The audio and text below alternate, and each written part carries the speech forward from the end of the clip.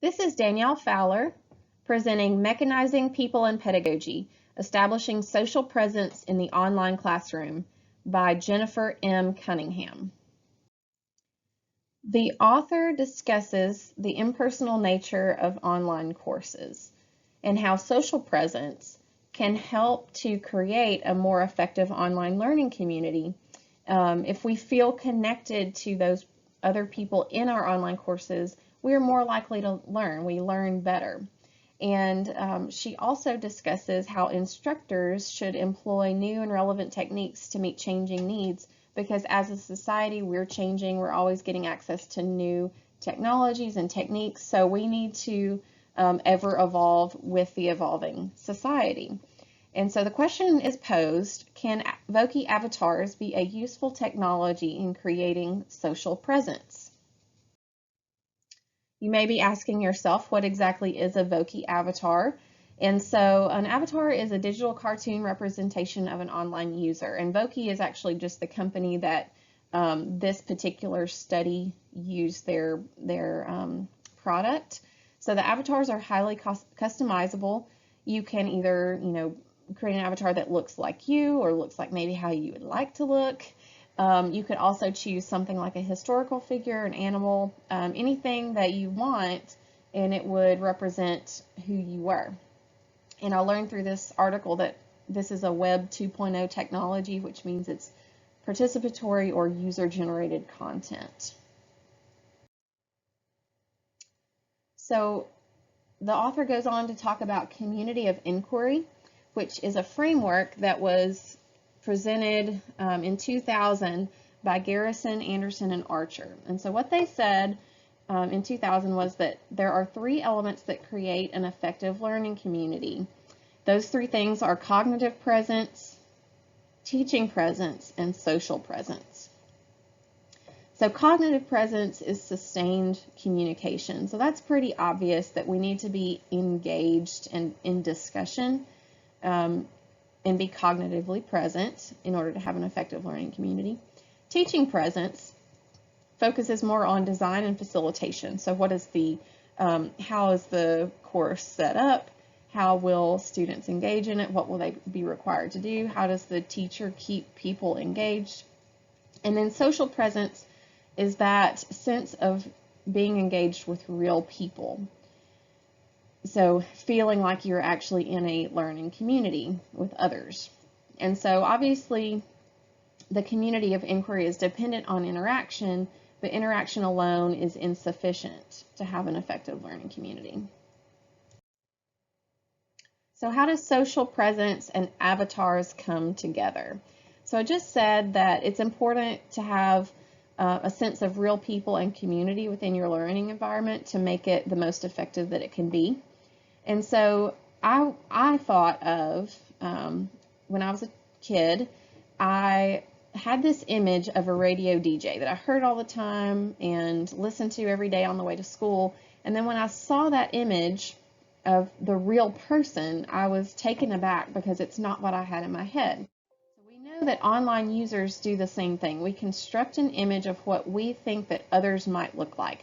It helps us to just give them a face so that we can think about them as real people. And so avatars can oftentimes facilitate that image construction. So can facilitating that image construction enhance social presence? And the hypothesis in this study is that yes, Voki avatars will have a significant role in creating social presence because it helps ease that process of creating an image for someone. They are helping you to see who they are. So in the study, it was held at a large Midwestern community college over 7 sections of English Comp 2 online. And then it was the same instructor, but it was over 3 semesters.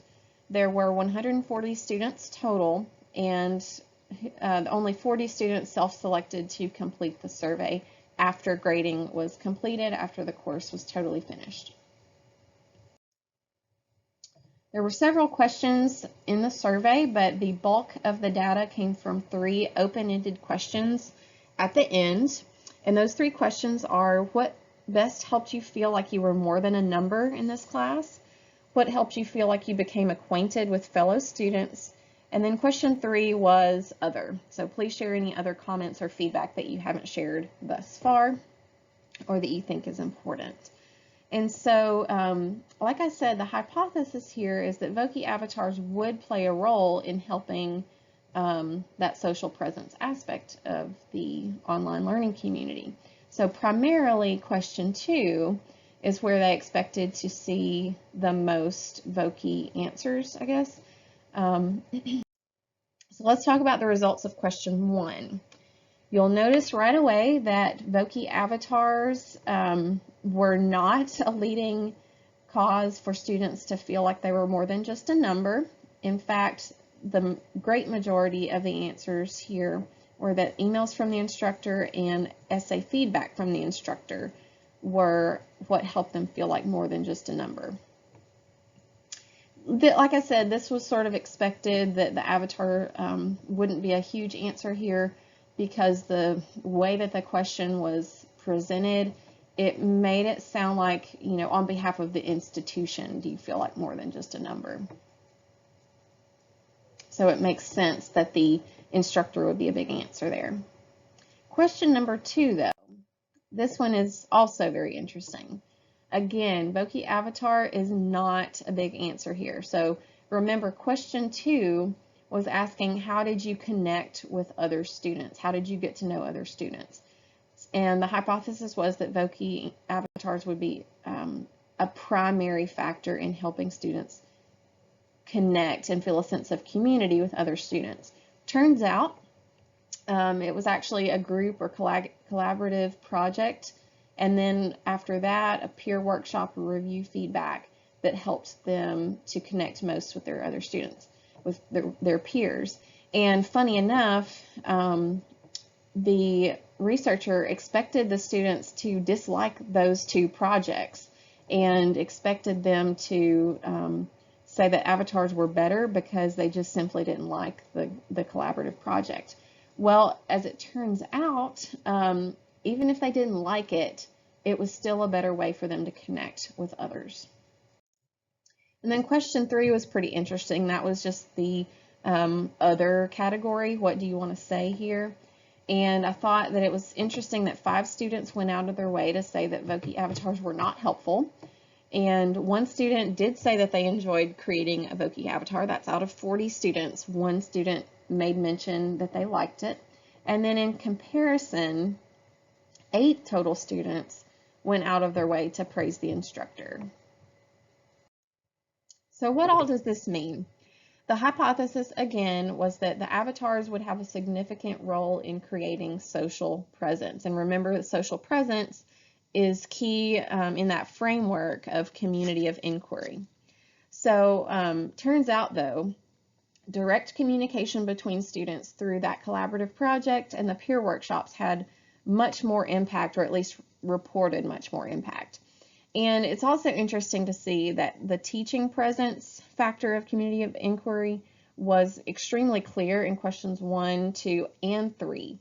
Question 1 was about how the teacher was emailing them frequently. Question 2 was about the teacher because it talked about the design of the course and what they were required to do and how that facilitated their interaction with one another. And then again, question 3, they went out of their way to say that the teacher was great.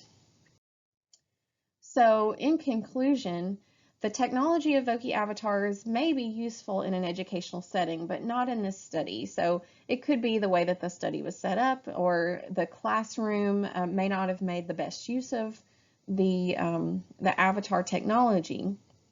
But regardless, avatars took a backseat to that direct text-based communication between students and the instructor.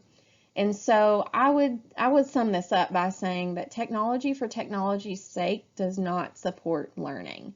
So you can't expect technology just to be thrown in to a course and expect great results. It has to be strategic, it has to be thoughtful, and it has to be useful for the students' learning.